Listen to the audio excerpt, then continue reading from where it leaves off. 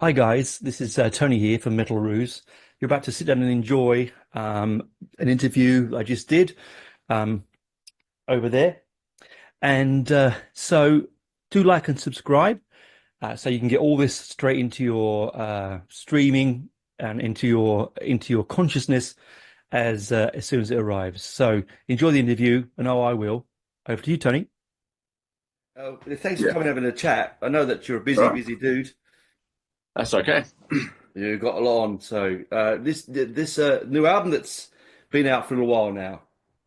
That your fantastic new album. That's what we're here to talk Yeah, about. yeah, happy to talk Yeah, about it.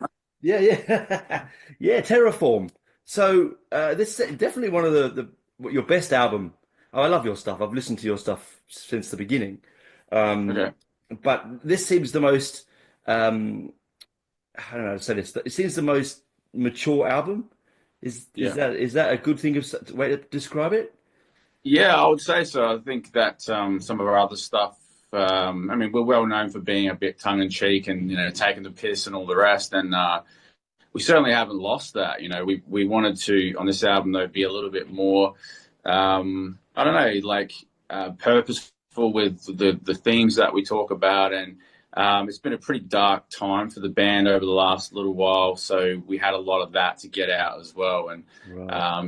anger, stress, and, loss and all the rest. So that all kind of accumulated to being something that we all agreed that we would need to be, that we wanted to kind of have something a little bit more serious, yeah. But I mean, we're never going to lose that tongue in cheek ever. Like that's just who we are. We like taking the piss. Our live shows are all the same. We're not all of a sudden, we haven't lost that vibe anyway. So we're always going to have that.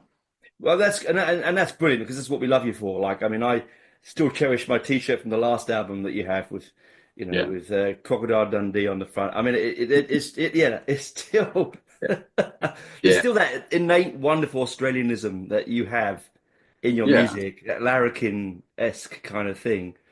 But Yeah, well, I this, mean, we have, yeah, we've been classed as was an Aussie pub thrash or something, and that's just who we are, But in saying that, there's always these other sides to every band or every person, and we do have a few songs on this track that are a little bit more sort of tongue in cheek, "Cum Punch" being one of them, and yes. even like kill fatuation, that's a bit of a piss take song, but I can totally see how people look at the album, they see the artwork, and they go, "Oh, this is a bit different." So, Yeah, it is because I put it on, I'm listening through it until I got to Come Punch and I was like, oh yeah, there they are. There they are. there we go. There they are. But I think that that's a good thing though. Isn't that a sign of good art though, that you can use your stressed dark times to use art to get it out of your system. And this Fuck album yeah, is doing that for you, right?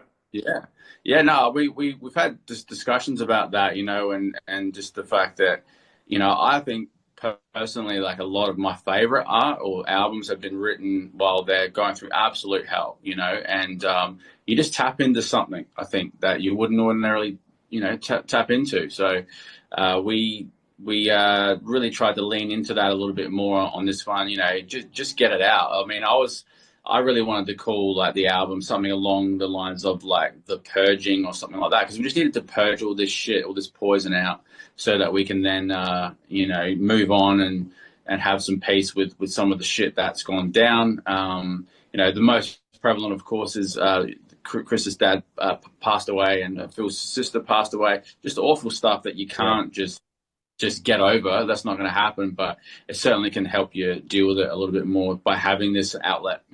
It does. I mean, and 2024 was a horrible year for a lot Mm. of people, and it's really good that you can start the new year with this album, let it out of your system, get on Mm. with it, and good and create good art. Like, I just think it's really because it's very much about the human condition. A lot of the Mm. tracks on Yeah, this album, which is something that as I said before earlier, that I wouldn't equate with Hidden Intent, right? yeah, But it's brilliant because I can now go to that and have that moment with your band. I can have the raucous beer in the air, yeah, just crazy stuff, but also that yeah, you can go, hey, listen, this is a really poignant album, and it's yeah. and I think because you're now, am I right? You now you've just signed to a big label. recent? We had a deal with we've been through a few labels to be honest, but Mm, with this one we're doing this independently. We honestly we kind of prefer that just to have control over things a little bit more, and I think what you may be referring to though might be a European like touring thing. that's it. Yeah. Yeah, so even with that, we've had some drama with that as well. So honestly, we're independent underground. We're always going to be that way. We think we prefer it in a way as well. We like to be in control over how our music's put out there. Chris is really good at that as well. About he loves emailing and organizing tours and all the rest. I fucking hate that shit, dude. I'm more about let's just write some songs, So, but he loves it, and a lot of younger bands they ask us, advice and stuff like that. One of the things I would absolutely say would be you need someone in the band to do all that boring ass emailing shit. You just have to, Mm. And if you're not going to do it within the band, you got to pay someone else to do it because you have to have someone who's always on the computer and making contacts with blah blah blah. So yeah. Yeah, I suppose it is all that now. It's all about connections, isn't it? Really, Yeah. in this world now, because you can download a song really easily, but you can't necessarily get to see a band easily a lot of the time. Yeah, So right. connecting connection, right? And Yeah, being that's yeah, and being in Adelaide, I mean, yeah, it's a long way from most places, mm. and Well, so you could say we're more central because we're in the middle of it. no, But well, honestly, like I mean, our main market though, dude, we love going to Europe, and it's just so fucking far away. It really is. So, yeah, we're in the middle of doing that at the moment, and we can't wait to get back there. But shooting over to Melbourne or the East Coast is, mm. yeah. I mean, I don't like driving to Melbourne. It's just so boring as well. Oh God, But yeah. yeah, but we have a lot of that on the cards coming up. So, but yeah, Adelaide we've always found to be a good place to be based, Mm. and we've always had that need to get out there and tour, throughout Australia, but also the world as well. So, Yeah, I mean, Adelaide's always had a good underground scene, though. Like the yeah, scene there's always been really strong. I yeah, think when you sort of like the sound that you get, you can always tell an Adelaide kind of sound band. You hear it, you go, yeah, like there is a party vibe yeah, from Adelaide. I think anyway. There was some obviously darker stuff that goes on there, yeah. but the stuff that comes out, I always think, well, when everyone says Adelaide, I think hidden intent. So I Okay. think that's Well, probably that's yeah, probably why. yeah, And you're going to be touring the album around Australia soon? Because I know you're playing yeah. with Temptress, isn't that right? Somewhere? Yeah, we've got a few. Like this one's a little bit different from what we've done in the past. Usually what we try to do is we try to do a big run and try to do as many consecutive dates as we can. But this one, we realize, playing Wollongong on a Monday night is probably not a great idea. Just because you just can't do that in Australia. And we brought a lot of international bands over, and they're going, "Yeah, we want to play every night." It's just like, man, you're in Australia, that doesn't work. So we've it's a little bit more sporadic. We were in Melbourne. What was that last weekend or the weekend before? I can't remember. And we're doing a little bit here and there, overall, but we're doing a New South Wales run, yeah, and then we're doing a North Queensland one as well, and we're just sort of hitting a few of these places and coming back to Australia, Adelaide, which is again a handy thing just from where we're kind of Mm, located. We're doing like what are we doing? We're doing Hobart as well. We're going wow. everywhere, and we really enjoyed like um, the smaller towns as well. We always try to hit them as much as we can. We're doing a lot of like regional stuff because they just love it, man. So I think Yeah. it's a often overlooked thing that bands should probably do a little bit more of is just get to these smaller towns. They really they're starved for it. So yeah. Yeah, I say it all the time. I say it all the time. I mean, it's only in my opinion recently that bands are coming and playing in Perth. There was a long Mm, time where no one went there at all. yeah. Now they're all going over that way and coming. And I think you're right. You're going to do this country, particularly local acts like yourself.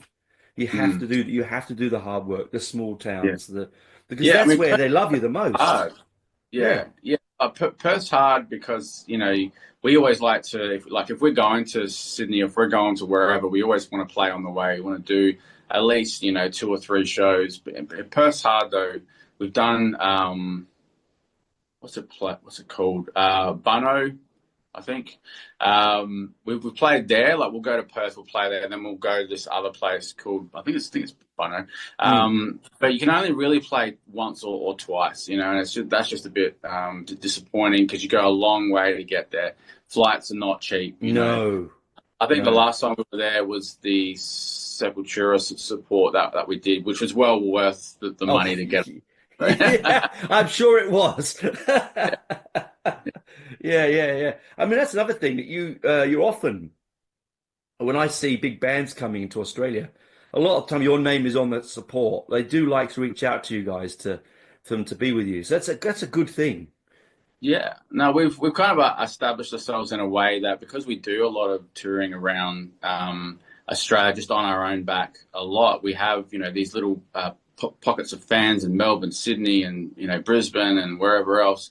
So all international bands really want all the promoters. They just want a local band who's gonna really push it, we try to push our online presence as much as we can, and that certainly helps as well. But just being on that sort of stuff, the behind the scenes things that most people don't think about. They think, okay, Sepultura is coming out, they're going to get, the best band available, and I wouldn't say that we're the best band by any stretch, but we're a decent band. We're a band that's going to push it.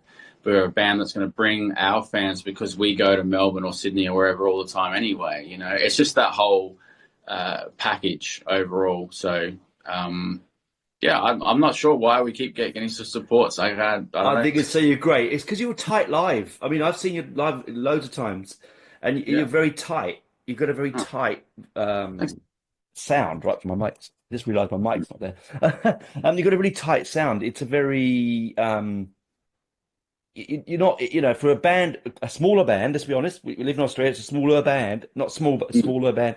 Your whole package is very international. Your artwork, your direction, your sound. It doesn't sound like a small AC/DC cover band from a pub, if you know what I mean. It has a big sound. Yeah. And a big presence. We've always, we're all pretty particular about the sound overall. It's taken us a while to kind of get what we would deem, our sound overall. It's very hard to reproduce your live sound on an album, and the first few albums that I was a part of anyway, it took us a while. We were all like micromanaging everything, and the drums should be louder here, and then I like this bass tone. But when you put it all together, you find that the sound of drums that I particularly like doesn't work as a package with what the guitar sounds are, and as far as live is concerned, we've had a lot where people are going, man, how are you guys a three-piece? Like, you sound massive, and like people think, you guys must have 2 guitarists to have that wall of sound, and we obviously don't, and it's just down to, again, Phil's really good at how he's got a really nice live sound. And sometimes less is more, and it just sounds larger. I think maybe because the 2 guitar tones aren't fighting each other. I don't know. I'm not a sound guy, So I think you're right though, because a three-piece is difficult. There's nowhere to hide. You're playing in a three-piece band. I've done it. There's nowhere to hide. You are is raw, but to get that big sound. I mean, honestly, if you didn't know your band and put your album on, you would think it was more than three-piece. Yeah. You just would. You'd think, well, this is clearly minimum 4, possibly even 5. Well, I mean, with albums, this is always our drama, is because we are a three-piece, something similar to like, Pantera in a way, where they only had Dime, but, when he's doing a lead on the album, sometimes they have a backing guitar part in there. Obviously, live, they can't produce that. And on our albums, we don't really tend to restrict ourselves as far as, like harmonies of guitars or anything like that. We just try to write a song, and if I hear a melody line or whatever that needs to be harmonized, I say, hey, Phil, we should try that like this. But then there's the issue of trying to reproduce it live. So we've had quite a few of those issues on several albums, and we certainly have it on this album too, because we kind of went a lot further with the production on this album. Yeah, there's a lot of texture on this album. It is really layered. It has a real deep texture to it. So you could Yeah, see why it would be difficult in some responses respects to play live. But that's the whole point. I mean, you don't. If I go to see you live and you're playing Come Punch, and I go, "Oh, it doesn't sound like the album." Well, buy the album. Seeing you live is about your interpretation, isn't it? Not of what you've recorded. yeah. You know. Well, this is an ongoing debate. There's some bands who are just like, no, no, we want to make it exactly, and that they'll play to, backing tracks and click tracks. And Mm. as a drummer, honestly, I love click tracks. A lot of drummers don't like them. Mm. I love not having to worry about that, because it's just one extra thing I need to worry about. Am I speeding up, with a click Yes. track, but we've toyed around with that before, and we always ask the question every album: should we use a click track and a backing track, because live it just doesn't have the impact, and we always just end up getting back to the fact that, hey, like you just said, if you want to listen to it exactly, then go buy the album, or listen to the album, stream it or whatever. Yeah. And we like that push and pull of a live show. Sometimes Chris will extend parts out because he's his lead singer and he likes to do that. And we like to interact with the crowd. We like to play in front of them, and each show is slightly different every night. And as like Dave Grohl, I remember reading a thing about him. He's going that people love to see a band shit the bed live. Like totally fucks Yeah. something up. Because they feel like they've seen something special rather than it being down to, it's timed perfectly. Just that spontaneity of live is something that we really enjoy. And Yeah. I don't think we'll ever change that, to be No, honest. you shouldn't. That's rock and roll. I mean, I was at the Pistols last week, and Steve Jones was all over the place. Yeah. But you don't go, "Oh, you're off, Steve." He didn't care. Who cares? Like I did. It's just the way it is. It's part and parcel of rock and Mm. roll. It's a viscerous energy. Trying to Yeah. control it. I don't know how you do it. Mm. Not really. Not live. I mean, in the Yeah. studio, I we've mean, got the tools, but yeah, but as I said, like a lot of bands now are doing the opposite, where they really feel like they want to do exactly like the album. And look, I'm not either way. I'm not mm, dissing any bands who do that. I think it's great. And there is a part of me, seriously, that does want to do that. And I'm always, putting that thought into the guy's head, should we be doing this? And now we have like a sound guy as well, and we're asking him about it, and he goes, "Man, like you don't need it, man. Like you guys are fine." Like, and people want to see, like I said, I mentioned that mm, Pantera thing before. Like you'd yeah, see bag playing like these leads, and usually you're used to hearing a rhythm guitar in the background, but just that, the bass kicks in and that takes over that element, and it's just mm. like you don't need that shit. But I think there's always going to be that question in the back of my mind anyway. Should we be doing this? Maybe we may eventually do it on some songs and not on others. I don't know. You don't know, but I mean, people still keep coming to see you, and you still have good crowds and good record sales. So clearly, what Mm, you're doing is doing the right thing. yeah, It's clearly going in the right direction. Um, yeah. and Well, I mean, the response from the new album's been nuts, dude. Like, we've been so blown away, and people saying, "Oh, our favorite song is this," and it's like, wow, like really, like some of the songs that we thought wouldn't really go down that well, or maybe might be a bit too different for us. mm, Um, it's been nuts, dude. Like, we're really stoked, and everyone seems to be understanding what we're trying to do on this one. yeah, and that's great because a true fan will do that. They'll go with you. They'll go on Mm, that journey because they've been on that journey from the beginning, or they're on that journey. I think that it's for them to someone to sort of you're always going to get one or two going to kick up and go, oh, it's not all like this. You're always going to get that. But I think yeah. they're very rare and few and far between when it comes to your stuff. I'm just really proud that a band like yours, you is Australian. Like, I genuinely like because No, I mean, I think there are some people who just want to hear Drop Bears Part 2 and yeah, Part 3, Part 4. And like I said on a few interviews, we're just not that sort of band that we're going to do the same album over and over again. You know, we like to expand what what our fans what our what I've always said. Look, we have a lane. We're not going to stray too far from our lane, but we are going to widen it every album, I think. And you know what? On the next album, who knows? We may just we may do Drop Bears Part 3 and 4, and just do a really no-brainer thrashy. And there's part of me that actually really wants to do that. We've kind of scratched an itch, I think, on this album that we wanted to go like darker, heavier, Mm. but also lighter as well. And so maybe we've done that now. We've got it out of our system. Let's go back to writing, you know, about fucking snakes and kangaroos and shit, you know? Yeah, I mean, so like, pardon me.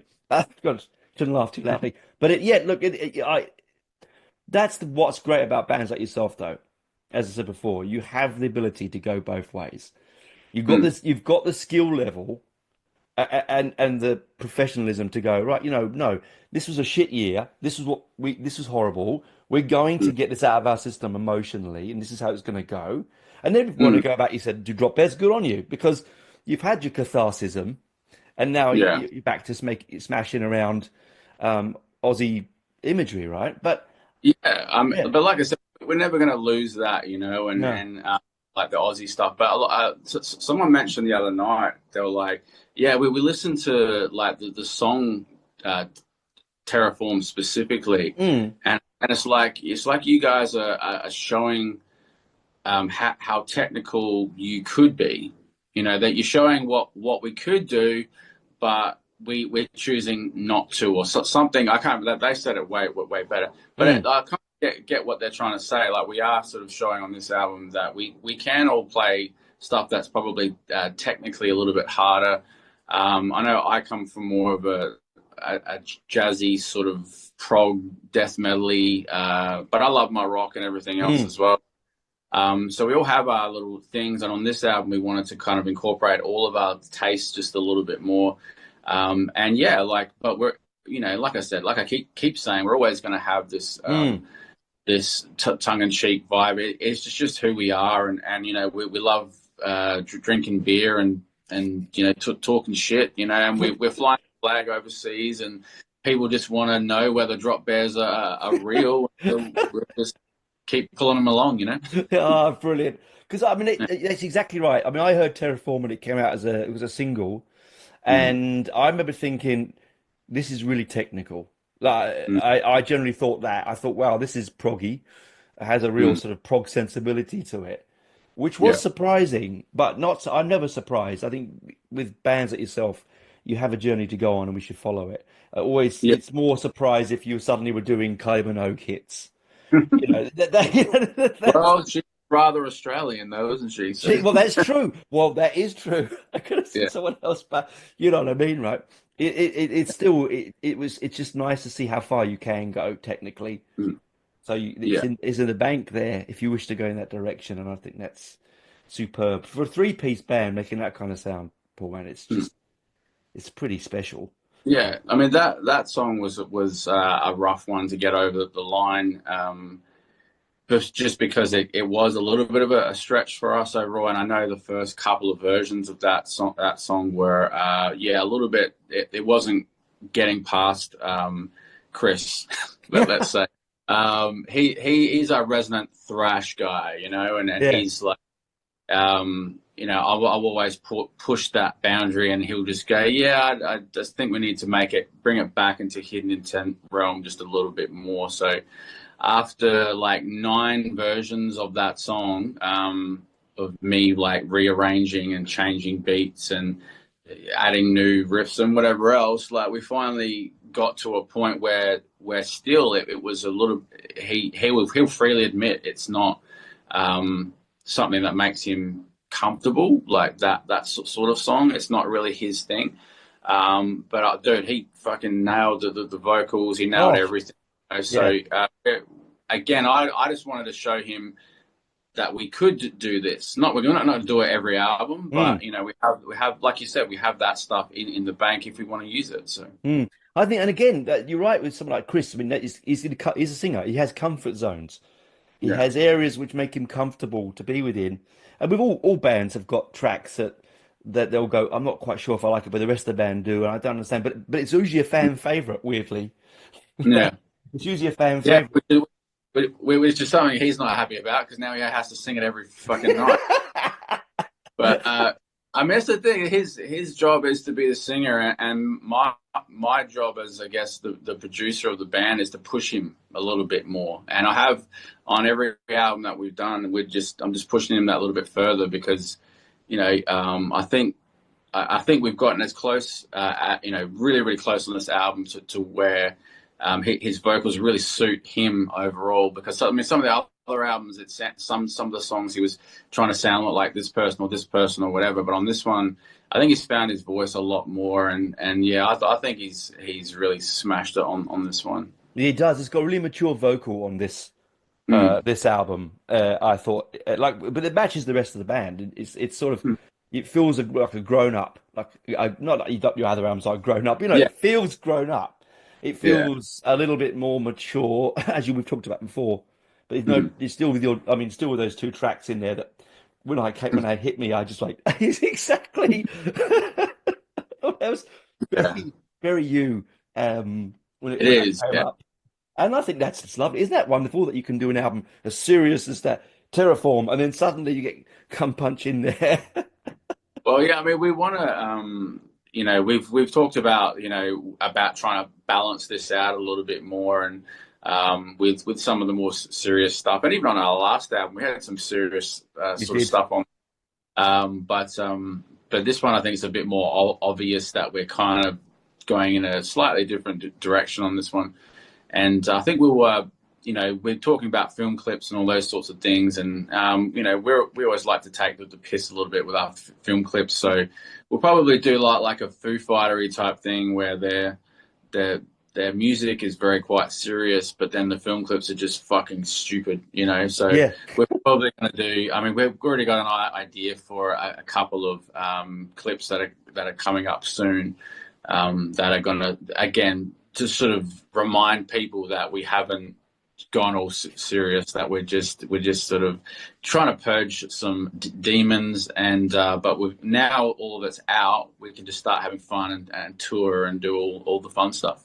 brilliant. And I'm glad it has helped you purge your demons. I mean, that's what I think good fine art is, and art in general is about. It just Mm, helps you get rid of and process things that the band has gone through a lot, as you mm. said, personally over Yeah, the last little while. And so it's good that you can purge it out and let the world know, yeah, we were hurting, man. It was painful, and mm, this is how yeah, we're dealing with it. But at the yeah. same time, still having a bit of a laugh and a beer at the bar, as you guys always do. Always, mate, always. Always, you wouldn't be Australian without beer at the bar. That's right. That is the case.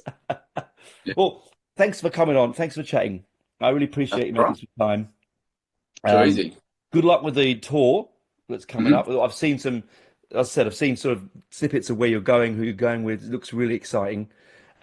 Yeah. And Oh, yeah, coming up, so encourage everyone to come out and say hello and have a beer at the bar with us, and yeah, like I said, we'll be flying the flag in Europe soon as well. So brilliant. That is so good. It's just wonderful to know an Australian band can be overseas and fly the flag and not try and be someone else to fit in with that yeah, particular. We are we, who we are. we certainly fucking stand out over there. Don't Yeah, worry. and I love it, and that's the best bit about it, right? Like honestly, when you go to some of these festivals, it's a sea of the same. Yeah, And absolutely. then it is, no disrespect to them, but it is, it's a sea of the same. And then you come on and it's like a bright spark. It's like Yeah, a breath of fresh air. Because it's yeah. just, you know? No, no, man, for sure. Yeah. Mm. All right, well, thanks, man. Thanks for coming on. I'm sorry All about right, the time issues before, but we got there in the end. we it's all good. All right, man. Take it easy. Again, thanks for Cheers. the album. It was brilliant. No worries. No worries. See you, Cheers. mate.